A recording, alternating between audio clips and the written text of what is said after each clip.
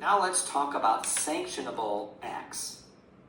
If a practitioner has been found to violate Circular 230, so all these things we've been talking about, the IRS's Office of Professional Responsibility, or OPR, you will want to know that, OPR, Office of Professional Responsibility, can impose various sanctions. So the least of these is what's called a reprimand. That is just a private letter from the OPR to the practitioner. Nobody else has to know about it. Next is a censure. That is a public reprimand, and the practitioner's name will be published in the Internal Revenue Bulletin, or IRB. That is published every week. It contains lots of things. We'll talk more about it in a later video. But one of the things it contains is the name of all the practitioners who have been sanctioned, including those who get a censure. Next is a suspension of practice from the IRS. It can be for up to 60 months, and their name is published in the IRB. After that is a disbarment from practice before the IRS, so that's for at least 60 months. So a suspension is up to 60 months. The disbarment is at least 60 months, and of course their name is also published in the IRB, and they may be reinstated if fitness to practice is restored.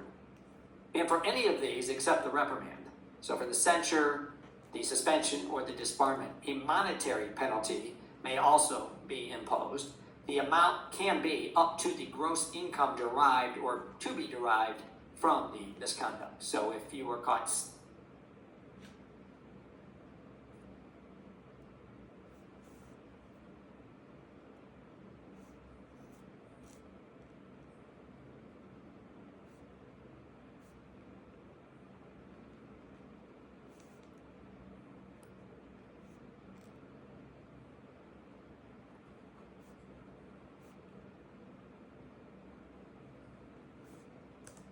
stealing money, the fine can be up to the amount that was stolen. Or if you were getting fees for doing something that was incorrect, it can be the amount of the fees that you collected or were going to collect.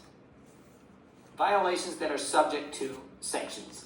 If the practitioner is shown to be incompetent or disreputable, if the practitioner fails to comply with the regulations of Circular 230, except for the best practices, you should do the best practices, but you cannot be sanctioned for not doing the best practices.